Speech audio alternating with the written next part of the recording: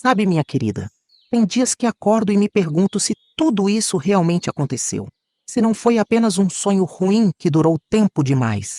Mas aí olho para o espelho, vejo as rugas que marcam meu rosto e sei que cada uma delas conta um pedacinho da minha história.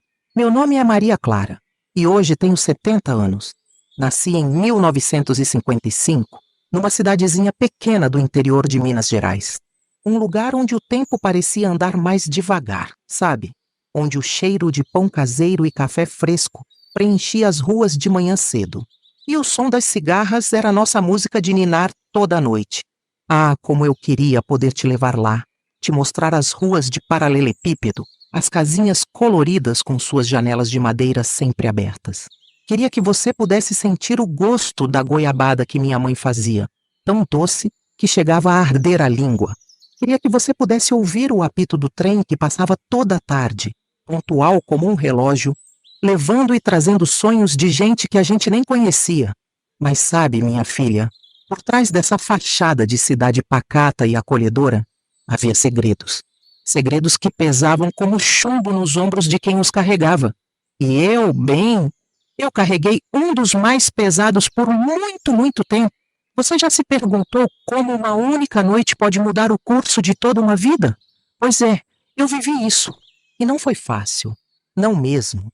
Houve momentos em que achei que não ia aguentar, que seria mais fácil simplesmente desistir. Mas algo dentro de mim, uma chama teimosa que se recusava a apagar, me fez seguir em frente. Olha, não pense que estou aqui para te contar uma história triste. Não, não é isso.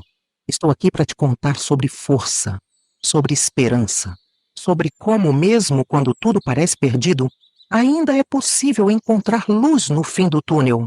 Vou te contar sobre uma menina que amava subir em pés de goiaba, que sonhava em ser professora, que achava que o mundo era feito só de coisas boas. E vou te contar como essa menina se transformou na mulher que sou hoje. Uma mulher que aprendeu que as cicatrizes podem ser marcas de vitória, não apenas de dor. Ah, se eu pudesse voltar no tempo e abraçar aquela menininha, dizer para ela que vai ser difícil sim, mas que ela é mais forte do que imagina. E um dia ela vai olhar para trás e se orgulhar de cada passo que deu, de cada obstáculo que superou. Sabe o que é engraçado? Às vezes, quando fecho os olhos, ainda posso sentir o cheiro de terra molhada depois da chuva, ouvir o canto dos passarinhos nas manhãs de domingo, ver o sorriso da minha mãe enquanto arrumava a mesa para o café. É como se uma parte de mim ainda estivesse lá, naquela cidade, naquela época. Mas não se engane, nem tudo eram flores. Por trás das cortinas de renda, dos sorrisos educados e dos bom dia trocados na rua, havia um mundo de aparências. Um mundo onde manter as aparências era mais importante do que enfrentar a verdade. E foi nesse mundo que minha história começou a se desenrolar. Lembre como se fosse hoje. Era uma tarde de sábado. O céu estava pintado de laranja e rosa, anunciando que a noite não demoraria a chegar. Eu estava sentada na varanda, balançando as pernas que ainda não alcançavam o chão, quando vi meu tio chegando. Naquela época, a chegada dele sempre era motivo de alegria. Mal sabia eu que, em breve, a simples menção do seu nome seria capaz de me fazer tremer. Mas não vamos nos adiantar. Essa história precisa ser contada com calma, com cuidado. Porque, veja bem, não é só a minha história. É a história de tantas outras Marias, Joanas, Anas, mulheres que carregaram silêncios pesados demais, que tiveram que encontrar força onde achavam que não havia mais nada. Então, minha querida, se acomode. Pegue um café, um chá, o que preferir. Porque a jornada que vou te contar é longa. Tem altos e baixos, tem momentos de escuridão tão profunda que pensei que nunca mais veria a luz. Mas também tem momentos de alegria tão intensa, de superação tão emocionante, que até hoje, quando lembro, sinto meu coração se encher de orgulho. Esta é a minha história. A história de como sobrevivi, de como me reergui, de como aprendi a perdoar. Não só os outros, mas principalmente a mim mesma. É uma história de dor, sim, mas também de amor. De como o amor, por mim mesma, pela vida, pelas pessoas que me apoiaram, foi mais forte que qualquer trauma. Então você está pronta? Porque eu estou. Estou pronta para compartilhar, para desabafar, para, quem sabe, ajudar alguém que esteja passando pelo que passei. Porque se tem uma coisa que aprendi nessa vida, é que nossas histórias têm poder. E a minha? Bem, a minha é uma história de resistência, de luta e, acima de tudo, de esperança. Bem, já que você está aqui comigo, vamos voltar no tempo. Feche os olhos por um momento e imagine uma casinha simples, de pau a pique, com um quintal cheio de árvores frutíferas e um cheiro de café recém-coado no ar. É ali que começa a minha história. Nasci numa família humilde, mas cheia de amor. Meu pai, João, era um homem de poucas palavras, mas de muitas ações. Trabalhava de sol a sol na roça, plantando e colhendo, garantindo que nunca faltasse comida em nossa mesa. Lembro do som das suas botas pesadas chegando em casa no fim do dia, trazendo consigo o cheiro da terra e do suor honesto. Minha mãe, Ana, essa era um doce de pessoa. Tinha mãos mágicas que transformavam ingredientes simples em verdadeiros banquetes. O cheiro do seu pão de queijo era capaz de acordar toda a vizinhança. Mas não era só na cozinha que ela brilhava. Mãe Ana, como todos a chamavam, era o coração da nossa família, sempre com um sorriso no rosto e uma palavra de conforto nos lábios. Éramos 5 ao todo. Eu, a mais velha, e meus 2 irmãos mais novos, José e Pedro. José era meu parceiro de aventuras, sempre pronto para subir em árvores e caçar vagalumes comigo. Pedro, o caçula, era o xodó da família, com suas bochechas rechonchudas e risada fácil. Nossa rotina era simples, mas feliz. Acordávamos com o cantar do galo, bem cedinho. Mamãe já estava de pé, acendendo o fogão a lenha para preparar o café da manhã. O cheiro de café fresco e broa de fubá enchia a casa, nos chamando para começar o dia. Depois do café, era hora de ajudar nas tarefas. Eu adorava alimentar as galinhas, ouvindo suas cacarejadas alegres enquanto espalhava o milho pelo terreiro. José cuidava de regar a horta, enquanto Pedro, ainda pequeno, ficava com a importante missão de supervisionar nosso trabalho, correndo de um lado para o outro com sua energia infinita. À tarde, depois das tarefas cumpridas e da escola, como eu amava a escola! Era hora de brincar. E como brincávamos? Pique-esconde entre os pés de manga, bolinha de gude no quintal de terra batida, rodas de peão que pareciam girar para sempre. Às vezes, quando o calor apertava, convencíamos mamãe a nos deixar tomar banho de mangueira. Aquela água fresquinha escorrendo pelo corpo era uma delícia que nenhum brinquedo caro poderia superar. Os domingos eram especiais. Acordávamos um pouco mais tarde, nos arrumávamos com nossas melhores roupas e íamos à missa. A igrejinha branca no centro da cidade ficava lotada, e o som dos hinos cantados em coro ecoava pelas ruas de paralelepípedo. Depois da missa, era tradição ir à pracinha comer pipoca e tomar sorvete de massa. O gosto daquele sorvete de coco. Até hoje procuro um igual e nunca encontro, mas nem tudo eram flores, é claro. A vida no interior, naquela época, não era fácil. Lembro das vezes em que a colheita não foi boa e vi a preocupação nos olhos dos meus pais. Ou quando as chuvas demoravam a chegar e o medo da seca pairava sobre todos nós. Ainda assim, havia uma força, uma resiliência em nossa família e em nossa comunidade que parecia capaz de superar qualquer obstáculo. E então, havia meu tio, o irmão mais novo do meu pai, que morava na cidade grande e vinha nos visitar de tempos em tempos. No início, sua chegada era motivo de festa. Ele trazia presentes, contava histórias da capital que nos faziam sonhar com um mundo além das nossas montanhas. Lembro de ficar fascinada com os relatos sobre prédios tão altos que pareciam tocar o céu e carros que corriam mais rápido que o vento. Meu tio era diferente do meu pai.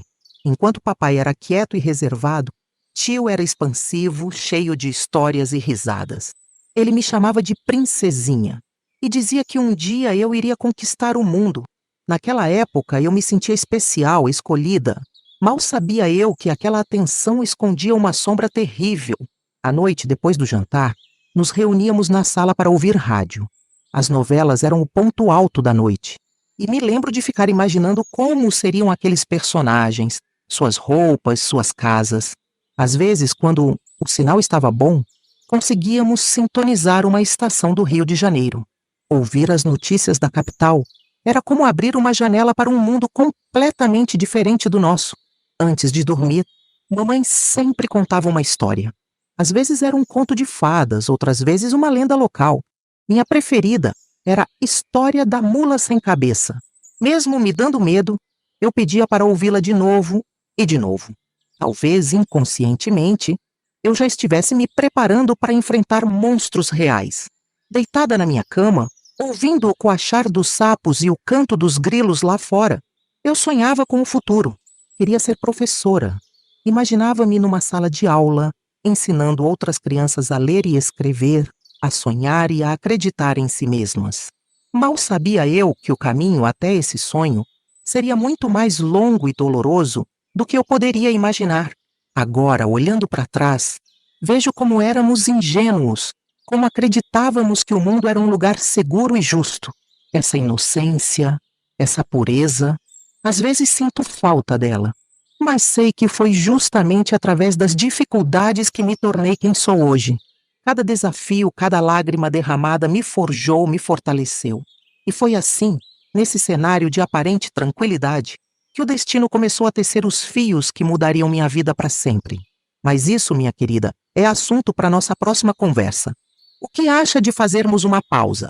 Vou preparar um cafezinho para nós, do jeito que minha mãe me ensinou. Enquanto isso, você pode digerir tudo o que contei até agora.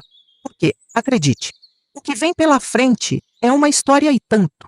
Bem, agora que estamos de volta com nosso café quentinho, vamos continuar nossa história. Sabe, enquanto preparava o café, fiquei pensando em como as coisas podem mudar tão rápido, como um dia aparentemente comum pode se transformar no dia que divide sua vida em antes e depois. Eu tinha acabado de fazer 13 anos quando tudo começou a mudar. Lembro-me desse dia como se fosse ontem. Era um sábado de manhã. O sol entrava pelas frestas da janela, formando desenhos no chão de terra batida do meu quarto. Acordei com o cheiro de bolo de fubá, meu favorito. Mamãe sempre fazia no meu aniversário. Desci correndo as escadas, ansiosa para começar o dia. Na cozinha encontrei minha mãe com seu avental florido, tirando-me pijama, o bolo do forno. Ela me abraçou forte e disse: "Minha menina está ficando mocinha." Não entendi bem o que ela quis dizer na época, mas senti um misto de orgulho e medo. O dia transcorreu normalmente. Papai me deu um caderno novo, daqueles com capa dura e cheirinho de papel fresco. José e Pedro fizeram uma coroa de flores do campo para mim. Foi um dia feliz, cheio de pequenas alegrias que agora percebo eram, na verdade, grandes tesouros. À tarde, tivemos uma surpresa. Meu tio chegou sem avisar, como sempre fazia. Ele trazia consigo uma caixa grande, embrulhada em papel colorido. Meus olhos brilharam de expectativa.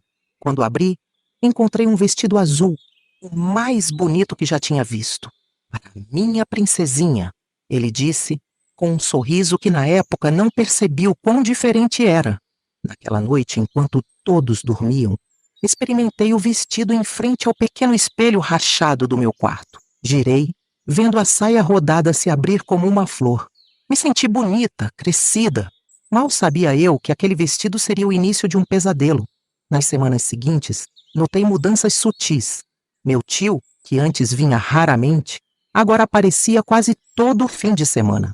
Sempre trazia presentes: fitas de cabelo, balas coloridas, até mesmo um par de sapatos novos. Mamãe parecia feliz com a atenção que ele dava à família, mas eu comecei a me sentir desconfortável. Ele passou a me olhar de um jeito diferente. Seus olhos me seguiam pela casa, e às vezes, quando passava por mim, sua mão tocava meu ombro ou meu cabelo de uma forma que me fazia arrepiar. Não de um jeito bom, mas de medo. Um dia, enquanto eu lavava a louça depois do almoço, ele se aproximou por trás de mim. Senti seu hálito quente em meu pescoço quando ele sussurrou: "Você está ficando uma moça muito bonita, sabia?" Tremi, deixei um prato cair. Ele riu, como se fosse uma brincadeira, mas algo dentro de mim gritava que aquilo estava errado. Comecei a evitá-lo. Inventava desculpas para não ficar sozinha com ele, me escondia no quarto quando ele chegava. Mas era difícil. Numa casa pequena como a nossa, não havia muitos lugares para se esconder. Numa tarde, enquanto todos tinham ido à feira, Fiquei em casa para terminar uns deveres da escola. Ouvi a porta se abrir e congelei. Era ele. Oi, princesinha, disse, entrando no meu quarto sem bater. Que bom que estamos sozinhos, precisamos conversar. Naquele momento, senti como se o mundo tivesse parado. O ar ficou pesado, difícil de respirar. Ele se sentou na minha cama, perto demais. Começou a falar sobre como eu estava crescendo, como estava bonita. Sua mão tocou o meu joelho e eu quis gritar, mas minha voz sumiu. Foi então que ouvi a voz do meu pai chamando lá fora. Nunca senti tanto alívio na vida. Meu tio se levantou rapidamente, como se nada tivesse acontecido. Mas seus olhos me diziam que aquilo não tinha acabado. Naquela noite, não consegui dormir. Fiquei olhando para o teto, pensando no que fazer. Queria contar para minha mãe, mas tinha medo. E se ela não acreditasse em mim? E se isso causasse problemas na família? Os dias que se seguiram foram um tormento. Cada som de passos me fazia tremer. Cada toque inesperado me causava pânico. Comecei a perder peso. Meu desempenho na escola caiu. Mamãe perguntava o que estava acontecendo, mas eu não conseguia falar. Foi nessa época que conheci Dona Conceição, a benzedeira da cidade. Um dia, passando em frente à sua casa, ela me chamou. Menina, disse ela, com seus olhos sábios me encarando. Você carrega um peso grande demais para alguém tão jovem. Naquele momento desabei em lágrimas. Dona Conceição se tornou meu refúgio. Não contei a ela exatamente o que estava acontecendo, mas de alguma forma ela parecia saber. Me ensinou a respirar fundo quando o medo apertasse. Me deu chás para acalmar o coração. A verdade sempre vem à tona, ela dizia, mas às vezes precisamos ser fortes até lá. E foi assim que as coisas ficaram por um tempo. Eu vivendo em constante estado de alerta. Minha família, sem entender o que estava acontecendo comigo. E meu tio, sempre à espreita, esperando uma oportunidade. Até que chegou aquela noite. A noite que mudou tudo. Mas isso, minha querida, é uma parte da história que precisa ser contada com cuidado. Que tal fazermos uma pausa? Vejo que o sol já está se pondo. Vamos abrir as janelas, sentir a brisa da tarde, porque o que vem a seguir é uma tempestade. E precisamos estar preparadas para enfrentá-la juntas. Respiro fundo antes de continuar. Mesmo depois de tantos anos, essa parte da história ainda faz meu coração acelerar. Mas é preciso contar, não é? É preciso que a verdade venha à tona, como dizia Dona Conceição. Era uma sexta-feira à noite, em julho de 1968. Lembro-me bem porque o frio mineiro cortava até os ossos naquela época do ano. Papai e mamãe tinham ido à cidade vizinha para um velório. O tio de uma amiga da família havia falecido, e eles não podiam deixar de prestar suas condolências. José e Pedro, meus irmãos, estavam na casa de um colega para um trabalho da escola. E eu fiquei em casa, sozinha. Bem, não exatamente sozinha. Meu tio se ofereceu para ficar comigo, para cuidar da princesinha, como ele disse. Mamãe achou uma boa ideia. Afinal, ele era da família, não é? Que mal poderia haver? A noite caiu rápido, como sempre acontece no inverno.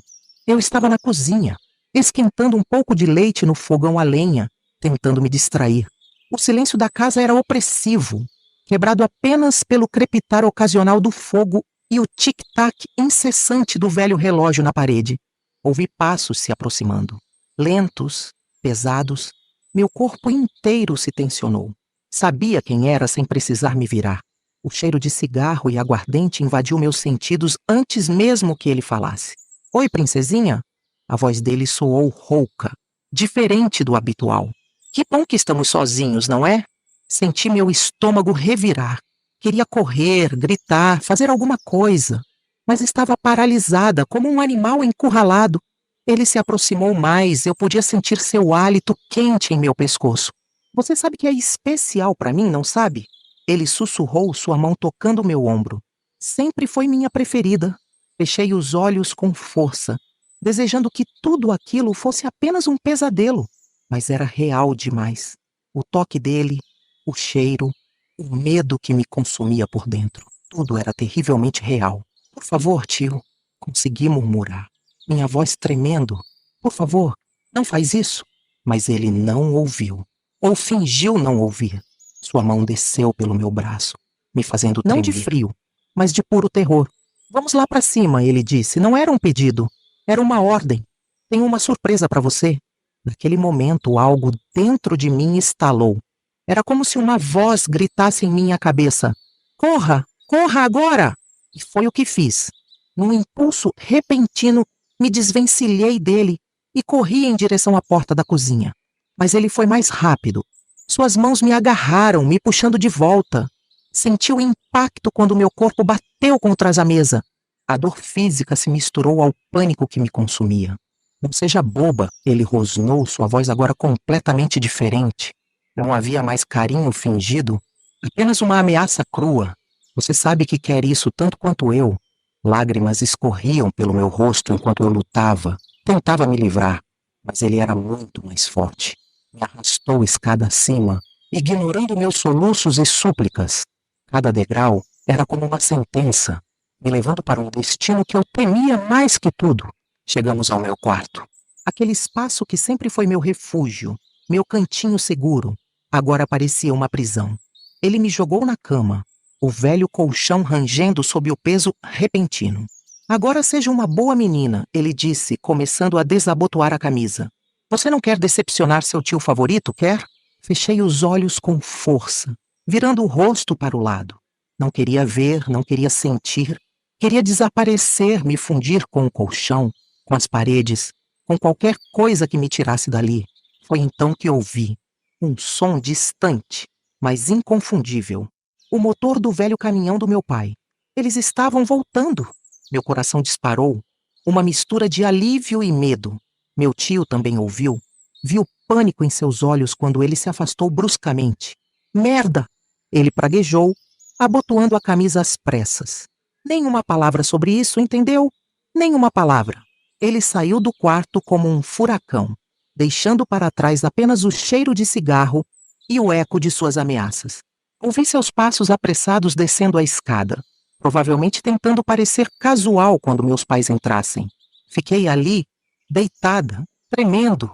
As lágrimas continuavam a cair, silenciosas agora. Ouvi a porta da frente se abrir, as vozes dos meus pais misturadas com a do meu tio. Tudo parecia normal lá embaixo, como se nada tivesse acontecido. Mas algo tinha acontecido, algo que mudou tudo. Naquela noite, perdi mais do que minha inocência. Perdi a confiança, a sensação de segurança, a crença de que o mundo era um lugar bom. Fiquei acordada a noite toda, olhando para o teto, ouvindo os sons da casa, o ressonar do meu pai, o ranger ocasional da madeira, o vento uivando lá fora. Cada som me fazia estremecer, imaginando passos se aproximando novamente. Quando o sol finalmente nasceu, trazendo consigo um novo dia, eu não era mais a mesma Maria Clara. A menina que sonhava em ser professora, que ria correndo pelos campos, tinha ficado para trás. Em seu lugar, estava alguém assustado, desconfiado, carregando um segredo pesado demais para seus jovens ombros. Mas a história não termina aqui, minha querida. Não, isso foi apenas o começo. O começo de uma longa jornada de dor, mas também de cura e superação. Porque veja bem, aquela noite não me definiu. Foi um capítulo terrível, sim, mas não foi o fim do livro. Longe disso. O dia seguinte amanheceu como se nada tivesse acontecido. O sol brilhava lá fora, os pássaros cantavam e o cheiro de café fresco invadia a casa. Mas para mim, o mundo tinha perdido suas cores. Desci as escadas com passos hesitantes, meu corpo dolorido, não apenas fisicamente, mas de uma forma que eu não conseguia explicar. Na cozinha, encontrei minha mãe preparando o café da manhã. Ela sorriu ao me ver, mas seu sorriso logo se desfez quando notou minha aparência. Maria Clara, você está bem? Parece que não dormiu a noite toda. Ela disse, preocupação evidente em sua voz. Abri a boca para falar, para gritar, para contar tudo, mas as palavras ficaram presas na minha garganta. O medo, a vergonha, a confusão, tudo isso formava um nó que eu não conseguia desatar. Estou bem, mãe. Só não dormi muito bem, consegui murmurar. Ela me olhou por um momento, como se tentasse ler algo em meus olhos. Mas então, meu tio entrou na cozinha. Bom dia, família! Ele exclamou todo sorridente. como se nada tivesse acontecido, como se a noite anterior não passasse de um pesadelo que só eu tinha vivido. Senti meu estômago revirar. Não conseguia olhar para ele. Não conseguia ficar no mesmo ambiente que ele. Murmurei uma desculpa qualquer e saí correndo da cozinha, ignorando os chamados preocupados da minha mãe. Corri para o quintal, para o meu lugar secreto atrás do velho pé de jabuticaba. Ali, longe dos olhares de todos, deixei as lágrimas correrem livremente. Chorei por tudo o que tinha acontecido, por tudo o que eu tinha perdido, por tudo o que eu não sabia como contar. Os dias que se seguiram foram um borrão de medo e ansiedade constantes. Cada som me assustava, cada toque me fazia recuar. Meus pais notaram a mudança, é claro. Como não notariam? Eu, que sempre fui alegre e falante, agora mal abria a boca para falar. O que está acontecendo com você, minha filha? Meu pai perguntou uma noite, sua voz grave carregada de preocupação. Mais uma vez, as palavras ficaram presas. Como eu poderia contar? Como eu poderia destruir a paz da nossa família? E se eles não acreditassem em mim? O silêncio se tornou meu companheiro constante. Na escola, minhas notas começaram a cair. Eu, que sempre fui uma das melhores alunas, agora mal conseguia me concentrar nas aulas. Minha professora, Dona Helena, tentou conversar comigo várias vezes, mas eu sempre desviava o assunto. Em casa, as coisas não eram melhores. Meu tio continuava aparecendo com frequência, sempre com aquele sorriso que agora me causava arrepios. Ele não tentou nada de novo, não diretamente, mas seus olhares, seus comentários velados, tudo me lembrava daquela noite terrível. Comecei a criar desculpas para não ficar em casa. Passava horas vagando pela cidade, sentada à beira do rio, ou escondida na igreja vazia. Qualquer lugar era melhor do que estar sob o mesmo teto que ele. Foi numa dessas caminhadas sem rumo que encontrei Dona Conceição novamente. Ela estava em seu quintal, colhendo ervas para seus chás e benzeduras. "Venha cá, menina", ela me chamou, seu olhar penetrante parecendo enxergar através da minha alma. "Vejo que o peso que você carrega só aumentou. Não sei o que foi.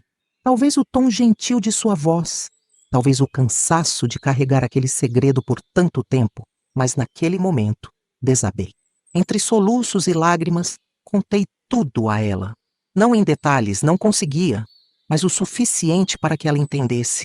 Dona Conceição me ouviu em silêncio, seus olhos cheios de uma tristeza profunda. Quando terminei, ela me abraçou forte, deixando que eu chorasse em seu ombro até não ter mais lágrimas. "Minha querida", ela disse finalmente, segurando minhas mãos nas suas. "O que aconteceu com você é terrível, mas não é sua culpa. Nunca, nunca pense que é sua culpa." Suas palavras foram como um bálsamo para minha alma ferida. Era a primeira vez que alguém me dizia isso, que alguém reconhecia a gravidade do que tinha acontecido sem me julgar. "Mas o que eu faço agora?" perguntei, minha voz rouca de tanto chorar. "Agora, minha filha, você precisa ser forte, mais forte do que jamais foi, porque a verdade precisa vir à tona, por mais dolorosa que seja." O medo me consumiu novamente. "Mas e se eles não acreditarem em mim?" Dona Conceição segurou meu rosto entre suas mãos calejadas. "Eles vão acreditar. E se não acreditarem, nós faremos com que acreditem. Você não está sozinha nessa luta, minha querida." Saí da casa de Dona Conceição naquele dia com um misto de medo e determinação. O caminho à minha frente era assustador, cheio de incertezas. Mas pela primeira vez desde aquela noite terrível, senti uma pequena chama de esperança se acender dentro de mim. Não sabia como, não sabia quando, mas sabia que precisava contar a verdade. Por mim, por outras meninas que poderiam passar pelo mesmo, por justiça. Caminhei de volta para casa. O sol se pondo no horizonte, pintando o céu de tons de laranja e roxo. Amanhã, pensei, amanhã eu conto. Amanhã eu quebro o silêncio. Mal sabia eu que o destino tinha outros planos, que a verdade viria à tona de uma maneira que eu jamais poderia imaginar, e que essa revelação mudaria não apenas a minha vida, mas a de toda a minha família, para sempre. O amanhã que eu tinha prometido a mim mesma chegou, mas com ele veio um turbilhão de eventos que eu jamais poderia prever. Era um sábado. O ar estava pesado, prenunciando uma tempestade. Mamãe tinha ido ao mercado com meus irmãos e papai estava no bar da esquina, jogando dominó com os amigos, como fazia todos os sábados. Eu estava sozinha em casa, tentando reunir coragem para contar tudo quando eles voltassem. Foi então que ouvi a porta se abrir. Meu coração gelou quando reconheci os passos. Era ele, meu tio. Oi, princesinha, ele disse entrando na sala. Seu tom era casual, mas havia algo em seus olhos que me deixou em alerta. Que bom que você está sozinha. Precisamos conversar. Dei um passo para trás, sentindo o medo crescer dentro de mim. Não temos nada para conversar, consegui dizer, minha voz tremendo. Ele riu, um som frio que me fez estremecer. Ah, temos sim. Ouvi você conversando com aquela velha bruxa ontem. O que exatamente você contou a ela? Meu sangue gelou. Ele tinha me seguido? Tinha ouvido minha conversa com Dona Conceição. Nada, gaguejei, recuando mais. Não contei nada. Ele avançou, seus olhos agora brilhando de raiva. Não minta para mim, sua pirralha ingrata. Depois de tudo que fiz por você, é assim que me agradece? Contando mentiras por aí? Senti minhas costas baterem na parede. Não havia para onde fugir. Ele se aproximou mais, seu hálito quente em meu rosto. Escute bem. Ele rosnou, agarrando meu braço com força. Se você abrir essa sua boquinha para mais alguém, vai se arrepender. Entendeu? Naquele momento, algo dentro de mim estalou. Todo o medo, toda a raiva, toda a dor que eu tinha guardado por tanto tempo explodiu. Não! Gritei, empurrando-o com toda a força que consegui reunir. Eu não vou mais ficar quieta. Vou contar tudo, tudo! O que aconteceu a seguir foi como um pesadelo em câmera lenta. Meu tio, cego de raiva, levantou a mão para me bater. Fechei os olhos esperando o impacto, mas ele nunca veio. Em vez disso, ouvi um som de luta e abri os olhos para ver meu pai, que tinha acabado de chegar, agarrando meu tio pela gola da camisa. O que está acontecendo aqui? Papai rugiu, sua voz mais furiosa do que eu jamais tinha ouvido. Foi como se uma represa tivesse se rompido dentro de mim. Entre soluços e lágrimas, contei tudo. Tudo o que tinha acontecido naquela noite terrível, tudo o que eu tinha guardado por tanto tempo. O rosto do meu pai passou por uma série de emoções. Choque, incredulidade, depois uma fúria que eu nunca tinha visto antes. Com um rugido de pura raiva, ele se virou para meu tio. O que se seguiu foi uma luta violenta. Móveis foram derrubados, vidros quebrados. Eu gritava, implorando para que parassem, mas era como se eles não me ouvissem. Foi então que ouvi o som mais terrível da minha vida. Um tiro, alto, ensurdecedor. O silêncio que se seguiu foi opressivo. Vi meu tio caído no chão, sangue se espalhando sob ele. Meu pai estava de pé, a velha espingarda que guardava no armário ainda fumegando em suas mãos. Nesse momento a porta se abriu. Minha mãe entrou, carregando sacolas de compras, meus irmãos logo atrás. Sua expressão de choque ao ver a cena à sua frente é algo que nunca vou esquecer. João, ela sussurrou, deixando as sacolas caírem no chão. O que você fez? As horas que se seguiram foram um borrão. Sirenes, policiais, vizinhos curiosos se aglomerando em frente à nossa casa. Meu pai foi levado algemado no banco de trás de uma viatura. Minha mãe chorava abraçada aos meus irmãos e eu estava em choque. Sentada no sofá, enrolada em um cobertor que alguém tinha jogado sobre meus ombros, tentando processar tudo o que tinha acontecido. Foi Dona Conceição quem veio me buscar. Ela chegou como uma figura calma em meio ao caos, me abraçou forte e me levou para sua casa. Você foi muito corajosa, minha menina, ela me disse, me fazendo sentar à sua mesa de madeira gasta, colocando uma xícara de chá fumegante na minha frente. Mas a luta ainda não acabou. Nos dias que se seguiram, tive que contar minha história várias vezes, para policiais, para assistentes sociais, para advogados. Cada vez era doloroso, como reviver tudo de novo. Meu tio sobreviveu ao tiro, mas ficou gravemente ferido. Meu pai foi preso, acusado de tentativa de homicídio. A cidade inteira fervilhava com os rumores, as fofocas, os olhares de pena ou de julgamento. Nossa família, que antes era respeitada na comunidade, agora era alvo de sussurros e olhares de esguelha. Mamãe mal saía de casa, devastada por tudo o que tinha acontecido. Mas em meio a todo esse caos, algo inesperado aconteceu. Outras meninas, algumas já mulheres, começaram a se manifestar. Histórias semelhantes à minha vieram à tona. Meu tio, descobrimos, tinha feito outras vítimas ao longo dos anos. A verdade, tão dolorosa quanto fosse, estava finalmente vindo à luz. E com ela, veio uma onda de solidariedade que eu jamais esperava. Vizinhas traziam comida, ofereciam ajuda. Minha professora, Dona Helena, organizou uma campanha para ajudar com as despesas legais do meu pai. Até o padre da igreja local, que inicialmente tinha ficado chocado com o escândalo, agora pregava sobre a importância de proteger as crianças e acreditar nelas. Foi um período difícil, de muita dor e incerteza.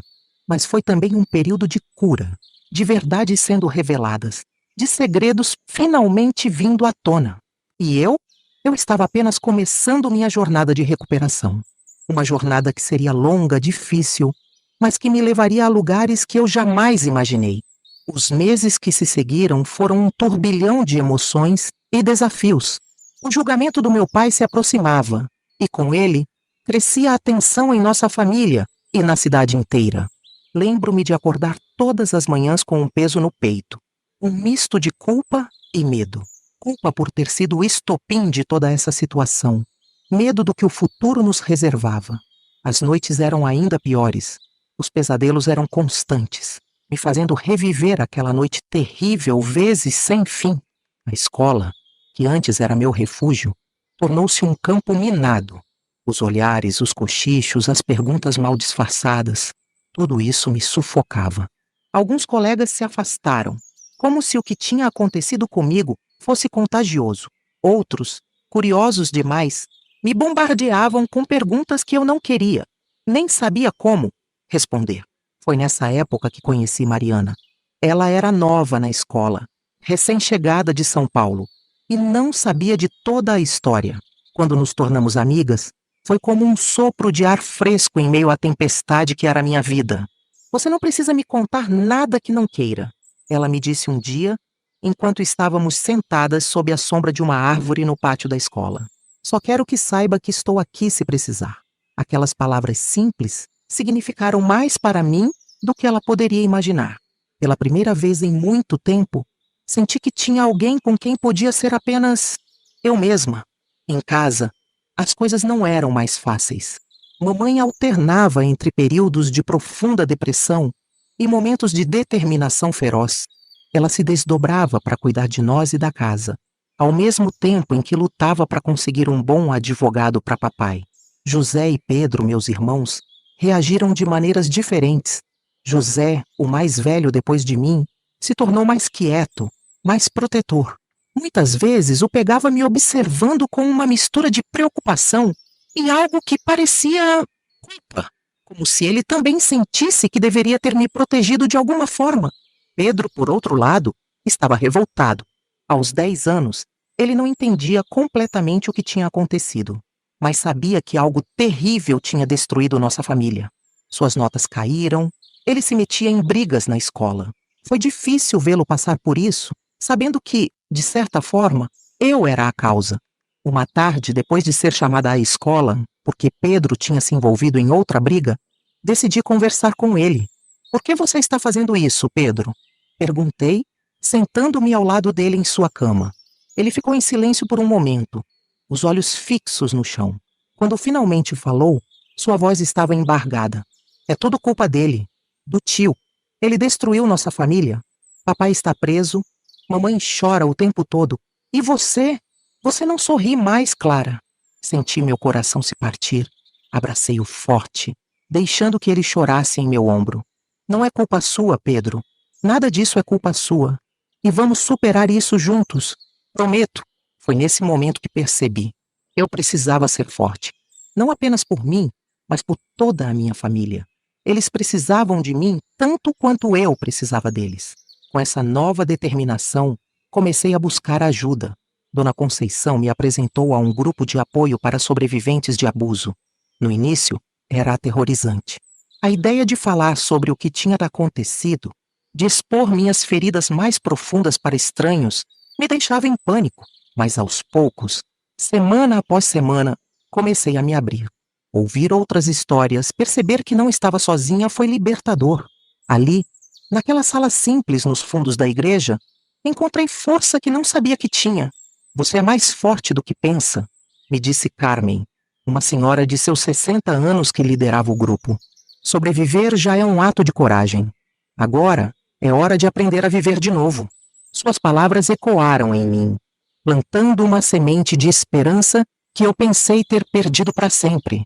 Na escola, com o apoio de Mariana e de alguns professores que entendiam minha situação, comecei a me recuperar academicamente. Estudar se tornou uma forma de escape, uma maneira de provar para mim mesma que eu ainda tinha controle sobre alguma coisa na minha vida. Foi nessa época que redescobri meu amor pela escrita. Comecei a manter um diário, despejando nele todos os meus medos, minhas angústias, mas também minhas pequenas vitórias diárias. Escrever se tornou minha terapia pessoal, uma forma de dar sentido ao caos que era minha vida. Um dia, Dona Helena, minha professora de português, me chamou após a aula. Maria Clara, ela disse, seus olhos gentis me fitando por cima dos óculos, li sua redação sobre superação. É extraordinária. Você tem um dom, sabia? Senti meu rosto esquentar com o elogio inesperado. Obrigada, professora. Eu só escrevi o que sentia. Ela sorriu, colocando a mão em meu ombro. Às vezes são justamente esses sentimentos mais profundos que tocam o coração dos outros. Você deveria considerar compartilhar sua história um dia. Pode ajudar muita gente. Saí da sala dela naquele dia com uma ideia germinando em minha mente. E se eu realmente pudesse usar minha experiência para ajudar outras pessoas? E se de alguma forma pudesse transformar toda essa dor em algo positivo? Foi o início de uma nova fase. Uma fase de descobertas, de pequenos passos em direção à cura. Não foi fácil, longe disso. Houve dias em que o peso parecia insuportável, em que tudo o que eu queria era me esconder do mundo. Mas havia também dias de luz, dias em que eu conseguia sorrir genuinamente, em que sentia que talvez, só talvez, houvesse um futuro além de toda essa dor. E assim, entre altos e baixos, entre lágrimas e sorrisos tímidos, fui aprendendo a viver de novo, a confiar de novo, a sonhar de novo. O caminho seria longo, eu sabia, mas pela primeira vez, desde aquela noite terrível, senti que tinha força para percorrê-lo. Um passo de cada vez, um dia de cada vez. Eu estava determinada a reconstruir minha vida e ajudar minha família a fazer o mesmo. O julgamento do meu pai finalmente chegou. Era um dia frio de inverno. O céu cinzento parecia refletir o peso que todos carregávamos. Entramos no fórum, mamãe, meus irmãos e eu, sentindo os olhares de toda a cidade sobre nós. O tribunal estava lotado. Parecia que toda a população de nossa pequena cidade estava lá, ansiosa para ouvir os detalhes sórdidos do caso que tinha virado nossa vida de cabeça para baixo.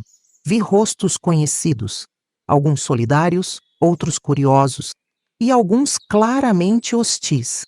Quando fui chamada para depor, senti minhas pernas tremerem. O juiz, um homem de meia idade com olhos cansados, me olhou com uma mistura de pena e curiosidade. Maria Clara, ele disse, sua voz ecoando pela sala silenciosa, conte-nos com suas próprias palavras o que aconteceu naquela noite. Respirei fundo, buscando forças que não sabia que tinha. E então, com voz trêmula no início, mas ganhando firmeza a cada palavra, contei tudo. Falei sobre o abuso, sobre o medo, sobre o silêncio que me consumiu por tanto tempo. Falei sobre a noite em que meu pai descobriu tudo, sobre a luta, o tiro. Enquanto falava, olhei para meu pai. Ele estava sentado ali, algemado, seu rosto uma máscara de dor e arrependimento. Nossos olhares se cruzaram e vi lágrimas em seus olhos. Naquele momento, entendi que, apesar de tudo, ele tinha agido por amor. Um amor desesperado, violento, mas amor. O julgamento durou dias que pareceram anos. Testemunha após testemunha, depoimento após depoimento. Outras vítimas do meu tio vieram à tona, suas histórias dolorosamente similares à minha. Cada revelação era como uma facada no coração da nossa comunidade. expondo uma ferida que tinha sido ignorada por tempo demais. Finalmente, após o que pareceu uma eternidade, o veredicto foi anunciado. Meu pai foi considerado culpado de tentativa de homicídio, mas com circunstâncias atenuantes. Ele recebeu uma sentença reduzida, com possibilidade de liberdade condicional em alguns anos. Quanto ao meu tio, ele foi condenado por múltiplos crimes de abuso contra menores. A sentença foi longa, praticamente uma vida atrás das grades. Saímos do tribunal naquele dia com sentimentos mistos. Alívio por tudo ter acabado, tristeza pela sentença do meu pai, uma estranha sensação de justiça feita em relação ao meu tio. Mas, acima de tudo, havia um sentimento de que um capítulo de nossas vidas tinha se encerrado e outro, incerto e assustador, estava prestes a começar. Os meses que se seguiram foram de adaptação. Aprender a viver sem meu pai em casa, lidar com o estigma que agora carregávamos, tentar reconstruir nossas vidas em uma comunidade que nunca mais nos veria da mesma forma. Mamãe, sempre forte, conseguiu um emprego na farmácia local. Não pagava muito, mas era o suficiente para nos manter. Eu comecei a dar aulas particulares para crianças mais novas, usando meu amor pelos estudos para ajudar em casa. Foi nessa época que conheci Antônio. Ele era um jovem advogado recém-formado, que tinha trabalhado como assistente no caso do meu pai. Nos encontramos por acaso na praça da cidade, algumas semanas após o julgamento. Maria Clara, não é? Ele disse, se aproximando timidamente. Eu queria dizer que admiro muito sua coragem. O que você fez no tribunal foi incrível. Senti meu rosto esquentar com o elogio inesperado. Obrigada, murmurei, sem saber direito como reagir. Ele sorriu, um sorriso gentil que chegava aos olhos. Olha, eu sei que você passou por muita coisa, mas se precisar conversar, ou só de alguém para tomar um café, bem, estou por aqui. Naquele momento senti algo que não sentia há muito tempo. Uma faísca de esperança, talvez até de alegria. Era como se o universo estivesse me dizendo que, apesar de tudo, ainda havia possibilidade de coisas boas acontecerem. Aos poucos, Antônio se tornou uma presença constante em minha vida. Não como um interesse romântico, eu ainda não estava pronta para isso, mas como um amigo, um apoio. Ele me ajudou a entender os aspectos legais do que tinha acontecido, me incentivou a continuar escrevendo e, mais importante, me tratou como uma pessoa normal, não como uma vítima. Foi Antônio quem me apresentou a ideia de estudar direito. Você tem uma voz poderosa, Clara. Ele me disse um dia, enquanto caminhávamos pelo parque. Imagine quantas outras Marias Claras você poderia ajudar se fosse advogada. A ideia plantou uma semente em minha mente. Eu, que sempre sonhei em ser professora, agora via um novo caminho se abrindo. Um caminho onde poderia usar minha experiência, minha dor, para fazer a diferença na vida de outras pessoas. Comecei a estudar com uma determinação que surpreendeu a todos, inclusive a mim mesma. As noites em claro, os livros emprestados, as dúvidas e medos, tudo isso fazia parte de uma nova jornada, uma que eu tinha escolhido para mim. Não foi fácil. Houve momentos em que o peso do passado parecia me puxar de volta. Dias em que o medo e a insegurança gritavam mais alto que meus sonhos. Mas a cada obstáculo superado, a cada pequena vitória, eu me sentia mais forte. Uma noite, sentada na varanda de casa, olhando as estrelas que pontilhavam o céu escuro, tive uma epifania. Percebi que, apesar de tudo que tinha acontecido, eu ainda estava aqui. Sobrevivente, sim, mas mais que isso, eu estava vivendo, crescendo, sonhando. Naquela noite, fiz uma promessa a mim mesma. Prometi que não deixaria o passado definir meu futuro, que usaria minha experiência não como uma âncora que me prendia, mas como um motor que me impulsionava adiante. O caminho à frente ainda era longo e incerto, mas pela primeira vez em muito tempo, eu o encarava não com medo, mas com determinação, com esperança. Os anos passaram, e com eles vieram mudanças que eu jamais poderia ter imaginado. Consegui uma bolsa de estudos para a Faculdade de Direito em Belo Horizonte. Deixar minha cidade, minha família, foi uma das decisões mais difíceis que já tomei, mas sabia que era necessário. O dia da minha partida foi agridoce. Mamãe me abraçou forte, suas lágrimas molhando meu ombro. Estou tão orgulhosa de você, minha filha. Ela sussurrou. Vai e conquista o mundo. José e Pedro, agora adolescentes, tentavam parecer durões, mas via emoção em seus olhos. Não se esqueça da gente lá na cidade grande, viu? Brincou José, me dando um abraço desajeitado. A despedida mais difícil foi de Dona Conceição. A velha benzedeira, que tinha sido meu porto seguro por tanto tempo, segurou minhas mãos nas suas. Lembre-se, minha querida, ela disse, seus olhos sábios fixos nos meus. Suas cicatrizes são marcas de uma guerreira. Use-as como sua força. Cheguei em Belo Horizonte assustada e deslumbrada. A cidade era um mundo completamente diferente do que eu conhecia. O barulho, as luzes, a correria. Tudo era novo e um pouco intimidante. Os primeiros meses na faculdade foram um desafio e tanto. Me senti perdida, inadequada. Meus colegas vinham de backgrounds tão diferentes do meu. Muitos eram de famílias ricas, tinham estudado em escolas particulares, viajado pelo mundo. E eu? Eu era a menina do interior com uma história que pesava em meus ombros. Mas aos poucos, fui encontrando meu lugar. Minha determinação e minha experiência de vida se provaram valiosas.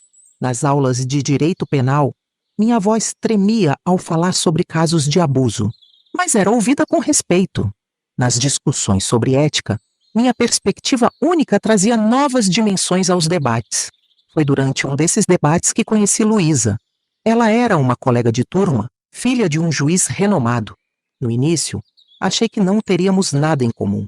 Mas um dia, após uma aula particularmente intensa sobre direitos das vítimas, ela me procurou. Sua fala hoje foi incrível. Ela disse, seus olhos brilhando de admiração. Você fala como quem realmente entende, sabe? Hesitei por um momento, então decidi ser honesta. É porque eu entendo, respondi baixinho. Eu vivi isso. O que se seguiu foi uma longa conversa no café da faculdade. Luísa ouviu minha história com atenção e compaixão. No final, com lágrimas nos olhos, ela segurou minha mão. Clara, você é incrível. E eu quero te ajudar a fazer a diferença. Aquela conversa foi o início de uma amizade que mudaria minha vida. Luísa se tornou não apenas minha melhor amiga, mas minha parceira em uma missão que nem eu sabia que tinha até então.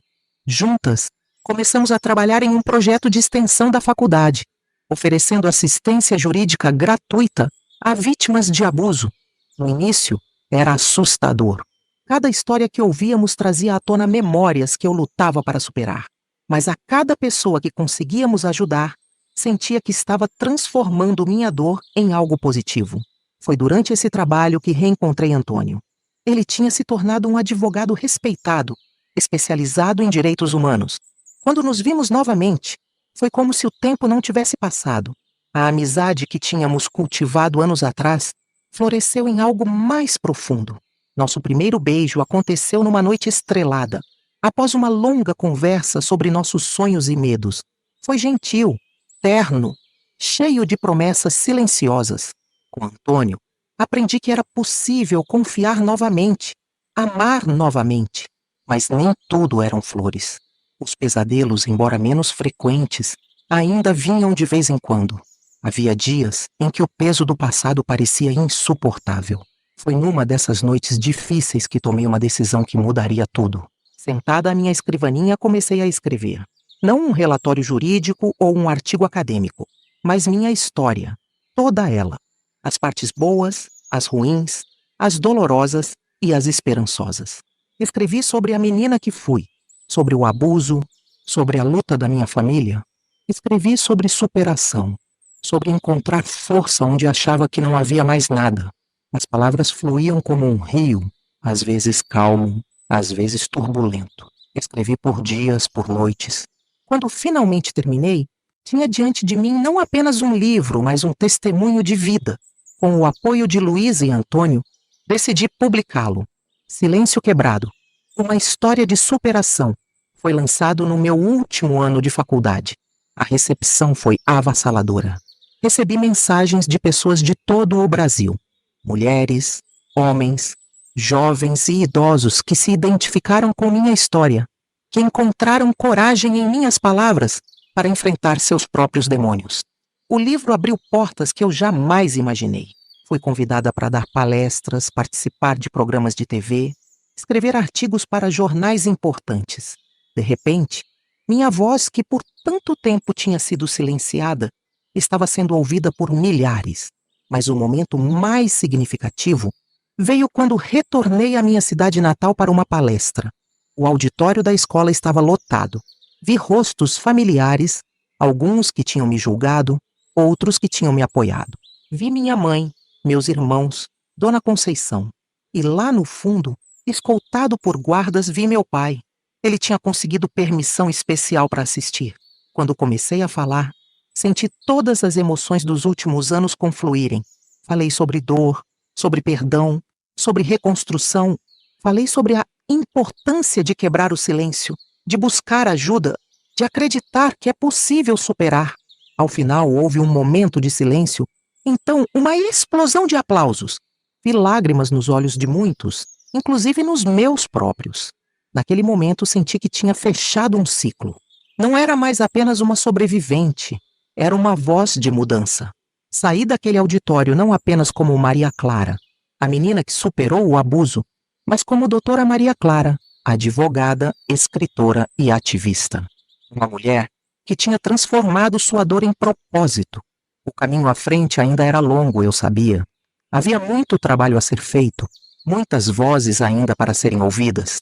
Mas agora, eu estava pronta para enfrentar qualquer desafio, porque tinha aprendido a lição mais importante de todas, que nossa história não nos define, mas o que fazemos com ela, sim. Os anos que se seguiram foram de intensa atividade e crescimento pessoal. Minha carreira como advogada decolou, sempre focada em casos de abuso e direitos das vítimas. Junto com Luísa, fundamos uma ONG chamada Vozes do Silêncio, dedicada a oferecer apoio jurídico e psicológico a sobreviventes de abuso. O trabalho era desafiador e emocionalmente desgastante, mas profundamente gratificante. Cada vez que conseguíamos justiça para uma vítima, ou víamos alguém recuperar sua vida após o trauma, sentia que estava cumprindo meu propósito. Meu relacionamento com Antônio floresceu. Ele se tornou não apenas meu parceiro de vida, mas também meu aliado na luta por justiça. Nos casamos em uma cerimônia simples, mas emocionante, na pequena igreja da minha cidade natal. Ver meu pai lá, em liberdade condicional, me levando ao altar, foi um momento de cura que nunca imaginei possível. A vida parecia finalmente ter encontrado um equilíbrio. Eu tinha uma carreira bem-sucedida, um casamento feliz, e estava fazendo a diferença no mundo. Mas o destino tinha mais uma reviravolta guardada para mim. Foi durante uma palestra em uma universidade que conheci Mariana. Ela era uma jovem de 19 anos, com olhos assustados que me lembravam tanto de mim mesma naquela idade. Após a palestra, ela me procurou tremendo. Doutora Clara, ela disse, sua voz mal audível. Eu preciso de ajuda. O que se seguiu foi uma história dolorosamente familiar. Mariana estava sendo abusada pelo padrasto há anos. Sua mãe não acreditava nela. E ela não sabia a quem recorrer.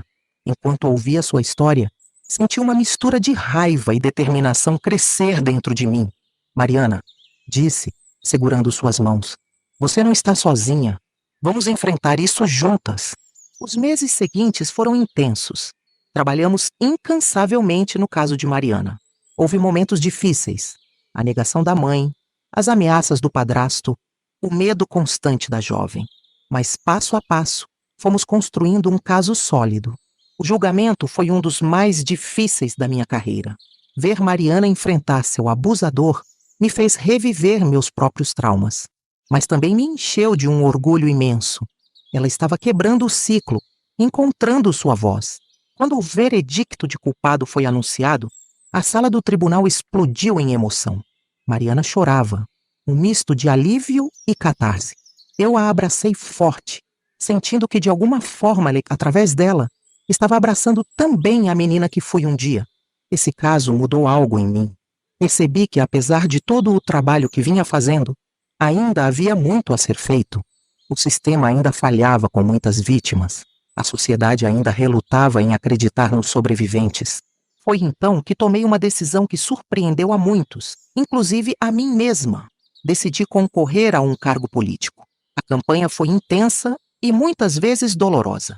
Meu passado foi exposto, dissecado, às vezes usado contra mim. Houve aqueles que diziam que uma vítima não poderia ser uma líder forte. Outros argumentavam que minha história pessoal me tornava emocionalmente instável para o cargo. Mas para cada voz negativa, havia dezenas de apoiadores. Sobreviventes, famílias, profissionais da área jurídica, todos se uniram em torno da minha candidatura. Minha plataforma era clara: reformar o sistema jurídico para melhor proteger e apoiar as vítimas de abuso. A noite da eleição foi uma montanha russa de emoções. Quando os resultados finais foram anunciados, mal pude acreditar. Eu tinha vencido. Maria Clara, a menina do interior que carregou um segredo tão pesado por tanto tempo, agora era uma representante eleita. Em meu discurso de vitória, olhei para a multidão e vi rostos que contavam histórias parecidas com a minha. Vi esperança, vi determinação. Esta vitória não é minha, disse, minha voz embargada de emoção. É nossa, de todos que já foram silenciados, de todos que lutam para serem ouvidos. Hoje, nossas vozes ecoam mais alto do que nunca. Os primeiros meses no cargo foram um turbilhão. Havia tanto a aprender, tantos obstáculos a superar. Mas a cada projeto de lei que propunha, a cada debate em que participava, sentia que estava fazendo a diferença. Um dos momentos mais marcantes foi quando consegui aprovar uma lei que ficou conhecida como Lei Maria Clara. Ela ampliava a proteção às vítimas de abuso, fornecia mais recursos para programas de prevenção e apoio e tornava mais rigorosas as penas para abusadores. No dia da assinatura da lei, olhei para a plateia e vi rostos familiares. Minha mãe, agora com os cabelos grisalhos, sorria com orgulho. Meus irmãos, Antônio, Luísa, todos estavam lá. E no canto, discretamente, vi Dona Conceição. Nossos olhares se cruzaram e ela assentiu como se dissesse: "Você conseguiu, minha menina." Naquela noite, sozinha em meu escritório, peguei uma foto antiga. Nela, uma menina de 13 anos sorria timidamente para a câmera, sem saber o que o futuro reservava. Olhei para aquela menina e sussurrei: "Nós conseguimos." Sua voz foi ouvida. Percebi então que minha jornada estava longe de terminar. Havia ainda muito a ser feito, muitas batalhas a serem travadas. Mas agora eu sabia, com certeza absoluta, que nenhum desafio era grande demais, porque eu tinha aprendido a lição mais valiosa de todas: que nossa maior força vem justamente daquilo que um dia nos fez sentir mais fracos. E assim, com o coração cheio de gratidão e determinação, me preparei para o próximo capítulo desta jornada incrível que é a vida. Uma jornada de superação, de transformação e, acima de tudo, de esperança. O tempo passou, e com ele vieram mais desafios e vitórias. Meu trabalho como legisladora estava fazendo diferença real na vida das pessoas, mas eu sabia que ainda havia muito a ser feito. Foi nessa época que recebi uma notícia que abalou meu mundo mais uma vez. Era uma tarde de quinta-feira, quando meu telefone tocou. Era José, meu irmão. Sua voz estava trêmula quando ele falou: "Clara, é o pai." Ele teve um ataque cardíaco. Senti o mundo girar ao meu redor. Papai, apesar de todos os problemas do passado, tinha se tornado uma figura de força e redenção em nossa família nos últimos anos. Após cumprir sua sentença, ele tinha se dedicado a reconstruir sua vida e seus relacionamentos. "Ele está no hospital", José continuou. "Os médicos, eles não estão muito otimistas." Não me lembro muito bem das horas que se seguiram. Sei que peguei o primeiro voo disponível para minha cidade natal. Minha mente um turbilhão de emoções e memórias. Cheguei ao hospital já tarde da noite. Mamãe estava lá, seu rosto marcado pelo cansaço e preocupação. Quando me viu, ela desabou em meus braços, soluçando. "Oh, Clara," ela murmurou, "eu não sei o que fazer. Os médicos nos informaram que papai estava em coma. Seu coração tinha sofrido danos significativos e as próximas 48 horas seriam cruciais. Tudo o que podíamos fazer era esperar e torcer." Sentada ao lado da cama do hospital, olhando para o rosto pálido do meu pai, tantas emoções me invadiram. Raiva, medo, amor, gratidão, tudo misturado em um turbilhão confuso. Lembrei-me da última vez que o vi Alguns meses antes, tinha sido um almoço de domingo na velha casa da família. Papai estava sorridente, brincando com meus sobrinhos, os filhos de José. Em um momento, ele me puxou de lado.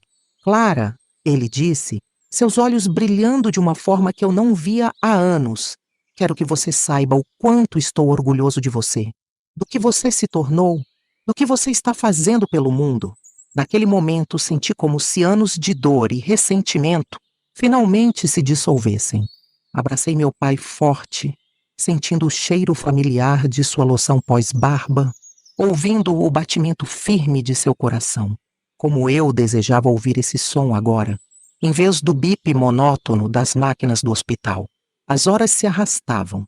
Eu alternava entre sentar ao lado da cama de papai, confortando mamãe e meus irmãos, e caminhar ansiosamente pelos corredores do hospital.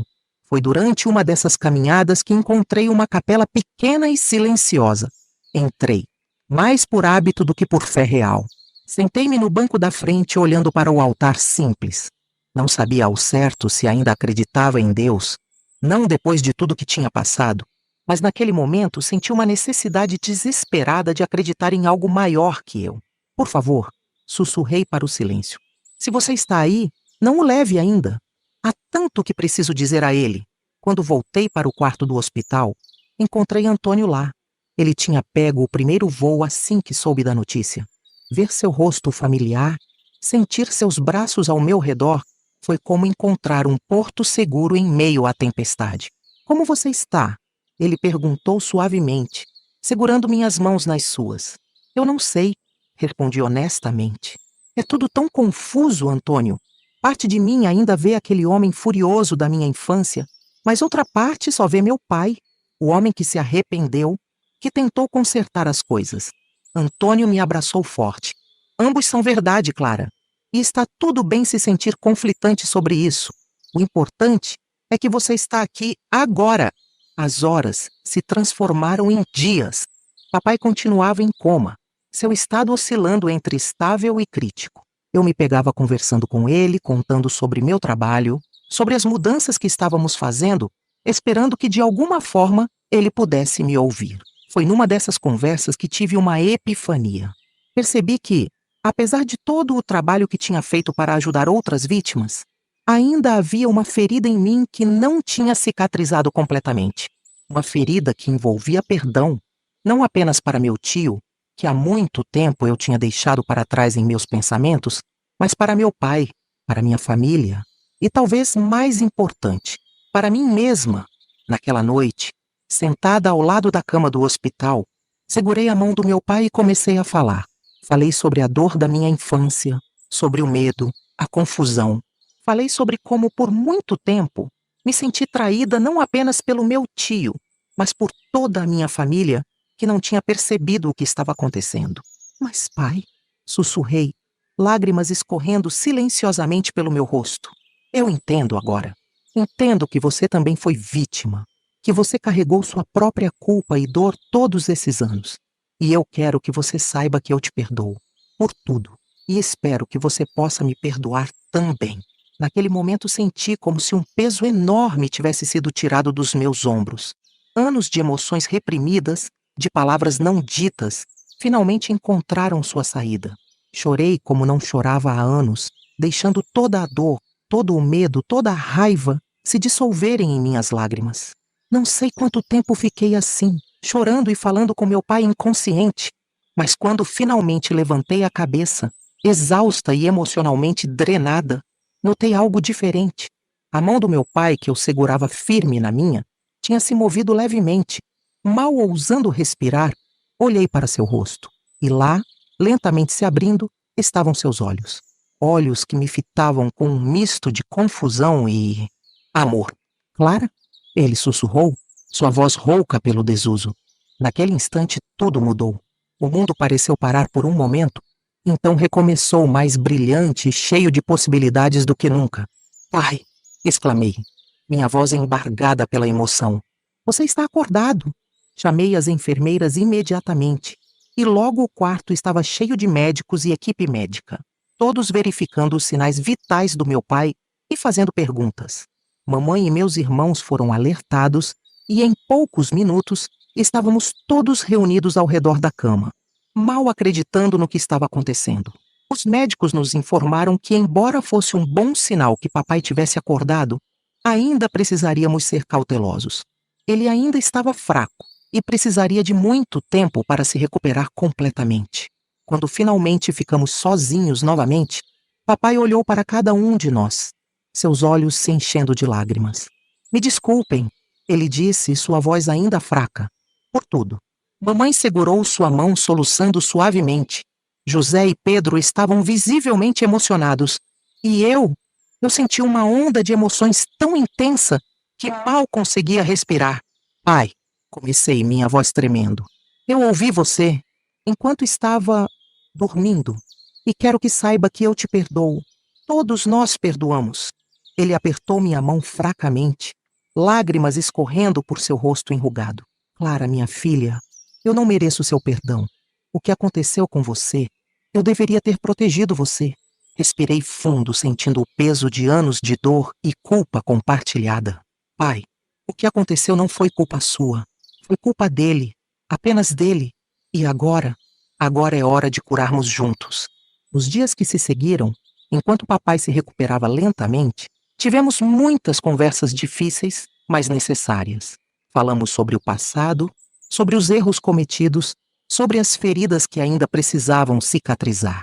Foram dias de lágrimas, de abraços apertados, de perdão mútuo. Uma tarde, enquanto estava sozinha com meu pai, ele me fez uma pergunta que me pegou de surpresa. Clara, ele disse, sua voz mais forte agora, você acha que eu deveria tentar falar com seu tio? Senti meu coração acelerar. Meu tio, o homem que tinha destruído minha infância, que tinha causado tanta dor à nossa família, raramente era mencionado. Ele ainda estava na prisão, cumprindo sua longa sentença. Por quê? Perguntei, tentando manter minha voz calma. Papai ficou em silêncio por um momento, seus olhos fixos em um ponto distante. Porque ele é meu irmão, Clara. E porque eu preciso entender. Preciso saber por quê. Fechei os olhos, sentindo uma mistura de emoções me invadir. Raiva, medo, mas também compreensão. Eu, mais do que ninguém, entendia a necessidade de buscar respostas, de tentar dar sentido ao insensato. Se é isso que você precisa fazer, pai, disse finalmente, então eu apoio você, mas não acho que vai encontrar as respostas que procura. Ele assentiu, lágrimas brilhando em seus olhos. Eu sei, mas preciso tentar. Nas semanas que se seguiram, enquanto papai se recuperava o suficiente para deixar o hospital, fizemos os arranjos necessários. Foi decidido que a visita aconteceria na prisão, com todas as precauções de segurança necessárias. No dia da visita, insisti em acompanhar meu pai. Parte de mim queria protegê-lo, outra parte queria enfrentar meus próprios demônios. A viagem até a prisão foi silenciosa, cada um de nós perdido em seus próprios pensamentos. Quando chegamos, fui inundada por uma sensação de déjà vu. Os corredores frios, o cheiro de desinfetante, os sons metálicos das portas se fechando, tudo me lembrava do julgamento, tantos anos atrás, quando finalmente o vi, sentado do outro lado do vidro na sala de visitas, senti meu estômago revirar. Ele tinha envelhecido, é claro. Seu cabelo estava completamente grisalho, seu rosto marcado por rugas profundas, mas seus olhos ainda tinham aquele brilho que me causava arrepios. Papai se sentou diante dele, pegando o telefone com mãos trêmulas. Fiquei um pouco atrás, observando, meu coração batendo tão forte que eu tinha certeza que todos podiam ouvir. Irmão, meu pai começou, sua voz surpreendentemente firme. Eu vim porque preciso saber por quê. Do outro lado do vidro, meu tio permaneceu em silêncio por um longo momento. Então, lentamente, ele levantou os olhos, seu olhar passando de meu pai para mim. Clara, ele disse, sua voz rouca pelo desuso. Você veio. Senti meu corpo inteiro tremer, mas dei um passo à frente. Sim, respondi, surpresa com a firmeza da minha própria voz. Eu vim. O que se seguiu foi uma conversa que nunca esquecerei. Meu tio falou sobre sua própria infância traumática, sobre vícios que ele tinha escondido por anos, sobre a escuridão que o consumia por dentro. Não eram desculpas, Nada poderia desculpar o que ele fez, mas eram explicações. Em um momento, ele olhou diretamente para mim, seus olhos cheios de uma tristeza profunda e genuína.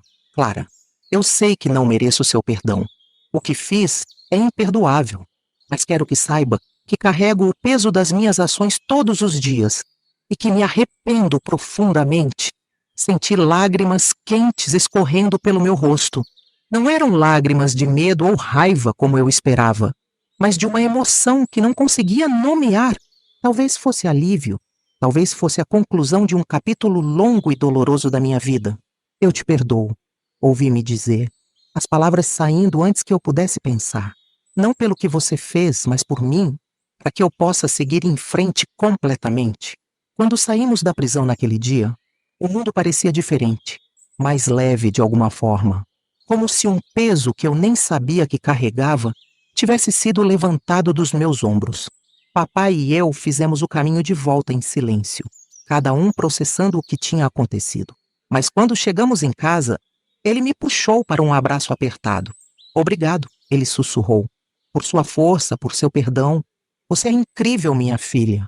Naquela noite, deitada na minha antiga cama, refleti sobre a jornada incrível que tinha sido minha vida até ali, das profundezas do desespero à altura do sucesso, das sombras do medo à luz da compreensão e do perdão, e percebi que finalmente estava verdadeiramente livre.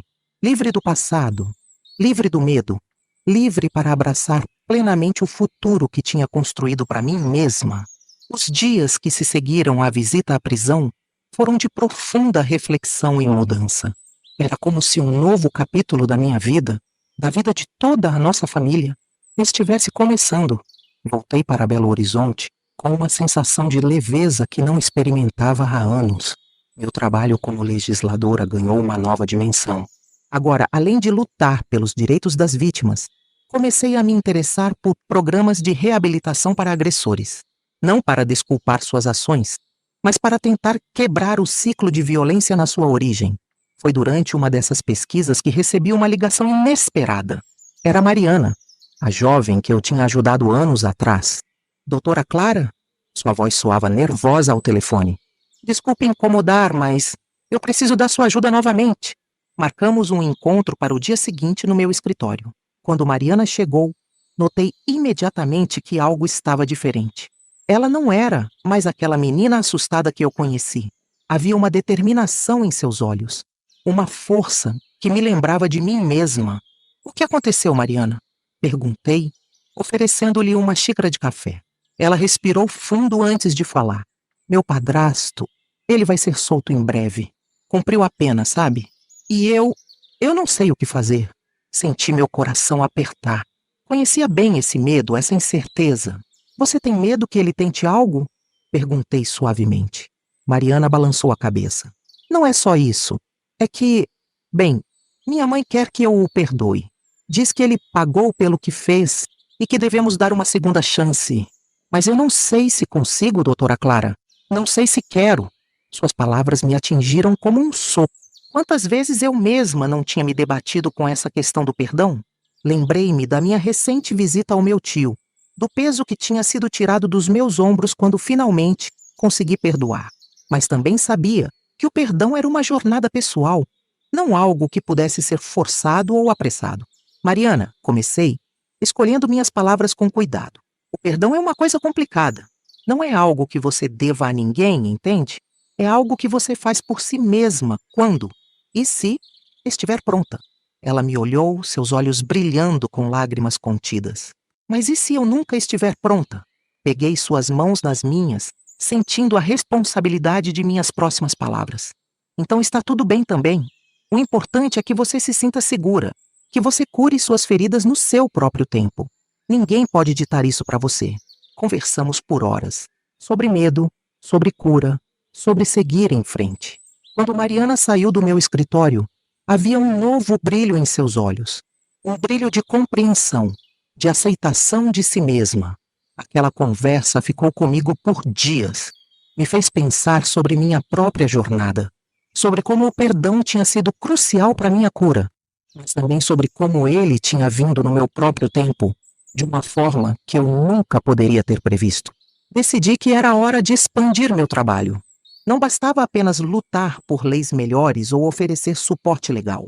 Era preciso criar um espaço onde sobreviventes pudessem se encontrar, compartilhar suas histórias, apoiar uns aos outros. Com a ajuda de Luísa e Antônio, comecei a planejar um centro de apoio, um lugar que ofereceria não apenas assistência jurídica e psicológica, mas também grupos de apoio, oficinas de empoderamento, aulas de autodefesa, um safe haven para aqueles que, como eu um dia, precisavam de um lugar para se sentir seguros e compreendidos. O processo de criação do centro foi intenso e emocionante. Cada detalhe foi pensado com carinho, desde a decoração acolhedora até a seleção cuidadosa dos profissionais que trabalhariam lá. No dia da inauguração, olhei ao redor e mal pude acreditar no que víamos. O salão estava cheio de pessoas, sobreviventes, familiares, apoiadores. Vi rostos conhecidos e desconhecidos, todos unidos por um propósito comum. Quando subi ao palco para fazer meu discurso, senti um nó na garganta. Tantas emoções, tantas memórias. Hoje, comecei, minha voz tremendo levemente. Não estamos apenas inaugurando um prédio. Estamos inaugurando um símbolo de esperança. Um lembrete de que nenhum de nós está sozinho nessa jornada. Olhei para a plateia e vi lágrimas em muitos olhos. Lágrimas de compreensão, de alívio por finalmente encontrar um lugar onde podiam ser compreendidos. Eu estive onde muitos de vocês estão agora, continuei. Conheci o medo, a vergonha, a raiva, mas também conheci a força que existe dentro de cada um de nós. A capacidade de nos erguermos, de nos curarmos, de transformarmos nossa dor em algo positivo. Enquanto falava, vi Mariana na plateia. Ela sorriu para mim, um sorriso cheio de gratidão e compreensão mútua. Vi minha mãe, meus irmãos, Antônio, todos aqueles que tinham sido parte crucial da minha jornada. Este centro, concluí, é para todos nós, para os que ainda estão lutando e para os que já encontraram sua força. É um lugar de cura, de crescimento, de transformação, porque acredito com todo o meu coração que nossa história não termina com o trauma. Ela começa verdadeiramente quando decidimos não deixar que o trauma nos defina. Quando terminei meu discurso, a sala explodiu em aplausos. Pessoas se abraçavam, choravam, riam. Era uma cena de catarse coletiva, de esperança compartilhada. Naquele momento, olhando para todas aquelas pessoas, senti uma onda de gratidão me invadir. Gratidão por minha jornada, por todas as pessoas que me apoiaram ao longo do caminho, pela força que descobri dentro de mim. Percebi que minha história, nossa história, estava longe de terminar. Cada pessoa naquela sala era um capítulo em andamento. Uma história de superação sendo escrita dia após dia. E eu estava exatamente onde precisava estar, pronta para o próximo capítulo, para os novos desafios e vitórias que viriam. Porque agora eu sabia, com certeza absoluta, que não importa quão escura seja a noite, o amanhecer sempre chega. E com ele, a promessa de um novo dia, cheio de possibilidades. Os anos passaram rapidamente após a inauguração do centro de apoio. Cada dia trazia novos desafios, novas histórias de superação, novas lições. Agora, aos 70 anos, olho para trás e me maravilho com a jornada que percorri. Sentada na varanda da minha casa, observando o pôr do sol pintar o céu de Belo Horizonte com tons de laranja e rosa, reflito sobre tudo o que aprendi, sobre as mudanças que vi e ajudei a promover. O centro de apoio cresceu além das nossas expectativas mais otimistas. O que começou como um único prédio se transformou em uma rede de centros espalhados por todo o Brasil. Cada um deles um farol de esperança para aqueles que ainda lutam nas sombras do abuso e do trauma. Lembro-me de Mariana, que se tornou uma das nossas mais dedicadas voluntárias. Sua jornada de vítima a sobrevivente e, finalmente, a defensora, inspirou inúmeras outras pessoas. Ela me disse uma vez: Doutora Clara, você não apenas salvou minha vida, você me deu um propósito. Penso em minha família, em como crescemos juntos através da dor e da cura. Meu pai, que faleceu há alguns anos, passou seus últimos dias em paz, reconciliado consigo mesmo e com todos nós. Mamãe, sempre forte, continua sendo o pilar da nossa família. Agora uma bisavó orgulhosa que conta histórias de superação para as gerações mais jovens. Meus irmãos, José e Pedro, seguiram seus próprios caminhos de cura e realização. José se tornou um terapeuta especializado em trauma, enquanto Pedro canaliza sua energia para programas de prevenção de abuso nas escolas. E Antônio, meu companheiro de vida há tantos anos, continua sendo meu porto seguro, meu maior apoiador. Juntos, envelhecemos vendo o fruto do nosso trabalho florescer, vendo vidas serem transformadas. Mas nem tudo foram vitórias fáceis. Ao longo dos anos, enfrentamos resistência, burocracia, até mesmo ameaças. Houve momentos em que o peso da responsabilidade parecia esmagador, em que as histórias de dor que ouvíamos diariamente ameaçavam nos derrubar. Lembro-me de uma noite particularmente difícil há alguns anos. Tínhamos acabado de perder uma batalha importante no Congresso. Uma lei que teria fortalecido as penas para abusadores tinha sido barrada. Voltei para casa exausta, questionando se todo o nosso esforço realmente fazia diferença. Antônio me encontrou chorando na cozinha. Sem dizer uma palavra, ele me abraçou forte, deixando que eu derramasse todas as minhas frustrações e medos. Quando finalmente me acalmei, ele pegou minha mão e me levou até o escritório. Lá, abriu uma gaveta e tirou uma pilha de cartas. "Leia", ele disse simplesmente. Eram cartas de agradecimento, de sobreviventes que tínhamos ajudado ao longo dos anos, de famílias que tinham encontrado esperança através do nosso trabalho. Algumas eram de pessoas que eu lembrava vividamente, outras de rostos que tinham se perdido na multidão de vidas que tocamos. Uma carta em particular chamou minha atenção. Era de uma jovem chamada Sofia.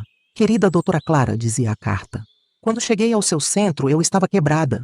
Achava que minha vida tinha acabado, que nunca mais seria capaz de confiar, de amar, de sonhar, mas vocês me mostraram que há vida após o trauma. Hoje, 5 anos depois, estou me formando na faculdade de Direito. Vou seguir seus passos, vou lutar para que outras pessoas tenham a chance que eu tive. Obrigada por me mostrar que sou mais forte do que meu passado." Li carta após carta, lágrimas escorrendo pelo meu rosto, mas dessa vez eram lágrimas de gratidão, de renovada determinação. Antônio se ajoelhou ao meu lado, segurando minhas mãos. "Vê, meu amor, é isso que importa. Cada vida que tocamos, cada pessoa que ajudamos a se levantar. As leis são importantes, sim, mas é isso aqui. Essas histórias, essas vidas transformadas, que é o verdadeiro legado do nosso trabalho." Aquela noite foi um ponto de virada para mim. Percebi que, embora as batalhas no campo político e legal fossem importantes, o verdadeiro impacto do nosso trabalho estava nas histórias individuais, nas vidas que eram reconstruídas dia após dia. A partir dali, passei a focar mais em mentoria, em compartilhar minha história e minhas experiências com a nova geração de advogados, terapeutas e ativistas que estavam assumindo a linha de frente da luta.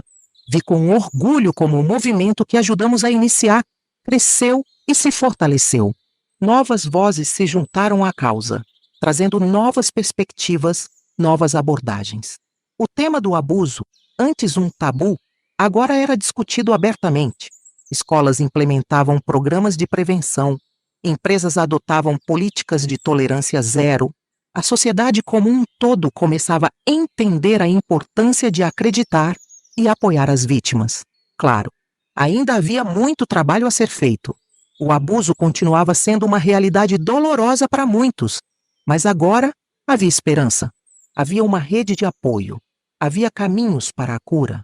Havia uma sociedade mais consciente e preparada para enfrentar o problema. Conforme o sol se põe no horizonte, tingindo o céu com suas últimas cores vibrantes antes de dar lugar à noite, penso em como essa vista me lembra da jornada que percorri. Houve momentos de escuridão profunda, sim, mas também momentos de beleza de tirar o fôlego. E agora, olhando para trás, vejo que cada momento, cada desafio, cada vitória, por menor que fosse, teve seu papel em moldar quem me tornei. A menina assustada de tantos anos atrás, que carregava um segredo pesado demais para seus jovens ombros, tinha se transformado em uma mulher forte, determinada, capaz de usar sua própria dor como combustível para a mudança. Sorriu para mim mesma, sentindo uma paz que demorei tanto para encontrar. Sei que minha jornada está longe de terminar. Enquanto houver uma única pessoa precisando de ajuda, de esperança, meu trabalho continuará. Porque agora eu sei, com uma certeza que vem apenas da experiência vivida. Não importa quão escura seja a noite, o amanhecer sempre chega, e com ele, a promessa de um novo dia, cheio de possibilidades de cura, de crescimento, de amor. E é essa promessa que continuarei a carregar comigo, a compartilhar com todos que cruzarem meu caminho. Porque no final, é isso que realmente importa. A capacidade de transformar dor em propósito, trauma em triunfo e mostrar ao mundo que somos todos nós mais fortes do que jamais imaginamos ser. À medida que a noite cai e as primeiras estrelas começam a pontilhar o céu, ouço passos familiares se aproximando. Antônio aparece na varanda, trazendo 2 xícaras de chá. Ele se senta ao meu lado, entregando-me uma xícara quente e reconfortante. No que está pensando, meu amor? Ele pergunta suavemente, seus olhos gentis me estudando com carinho. Suspiro, um sorriso se formando em meus lábios. Em tudo, Antônio. Em como chegamos até aqui, em tudo que passamos, em tudo que ainda há para ser feito. Ele pega minha mão livre, seus dedos se entrelaçando com os meus. Mesmo depois de tantos anos, esse simples toque ainda me traz conforto e segurança. Sabe? Começo, minha voz baixa e pensativa. Às vezes me pergunto o que aquela menina de 13 anos pensaria se pudesse ver onde estamos agora. Se ela acreditaria que tudo isso seria possível. Antônio aperta minha mão gentilmente. Ela ficaria orgulhosa, Clara. Orgulhosa e esperançosa. Ficamos em silêncio por um momento, absorvendo a tranquilidade da noite e o peso de nossas reflexões. Amanhã é o grande dia, não é? Antônio pergunta, referindo-se à palestra que darei na universidade local. Assinto, sentindo uma mistura de ansiedade e expectativa. É sim. Tantos jovens, Antônio, tantas mentes brilhantes prontas para continuar essa luta. Às vezes me pergunto o que posso ensinar a eles que eles já não saibam. Antônio ri suavemente. Ah, meu amor, você tem décadas de experiência, de sabedoria, sua história, sua jornada. Isso é algo que nenhum livro pode ensinar. Reflito sobre suas palavras, pensando no que direi amanhã. Como posso condensar uma vida inteira de luta, aprendizado e superação em uma única palestra? Sabe o que eu quero que eles entendam acima de tudo? Digo mais para mim mesma do que para Antônio. Que a cura não é um destino, é uma jornada. Que não há um momento mágico em que tudo fica bem de repente. É um processo com altos e baixos, avanços e retrocessos. Antônio assente, me encorajando a continuar. Quero que eles saibam que está tudo bem não estar bem às vezes. Que ter dias ruins não significa que você falhou ou que voltou à estaca zero. Significa apenas que você é humano, que está processando, que está crescendo. Pauso por um momento, tomando um gole do meu chá. E quero que eles entendam o poder do perdão. Não o perdão que absolve o agressor, mas o perdão que liberta a vítima. O perdão que nos permite soltar o peso do passado e seguir em frente. Você vai inspirá-los, Clara. Antônio diz com convicção. Assim como tem inspirado tantos outros ao longo dos anos. Sorrio para ele, grata por seu apoio constante. Sabe, Antônio, olhando para trás, percebo que cada desafio, cada obstáculo que enfrentamos nos trouxe até aqui, nos fez quem somos. Fecho os olhos por um momento, deixando as memórias fluírem. Lembro-me de quando comecei nessa jornada. Estava tão focada em superar meu próprio trauma, em encontrar justiça para mim mesma. Mal podia imaginar que isso se transformaria em uma missão de vida, que afetaria tantas outras pessoas. Antônio me puxa para mais perto, envolvendo-me em um abraço reconfortante. E olha só o que você conseguiu, meu amor. Quantas vidas você tocou, quantas pessoas você ajudou a se libertarem de seus próprios demônios. Assinto, sentindo uma onda de gratidão me invadir. Sim, mas não fiz isso sozinha. Tive você, minha família, tantas pessoas incríveis ao meu lado. E é isso que quero que esses jovens entendam amanhã, que não precisamos carregar nossos fardos sozinhos, que há força na vulnerabilidade, no ato de pedir ajuda. Ficamos em silêncio por um tempo, observando as estrelas que agora brilhavam intensamente no céu noturno.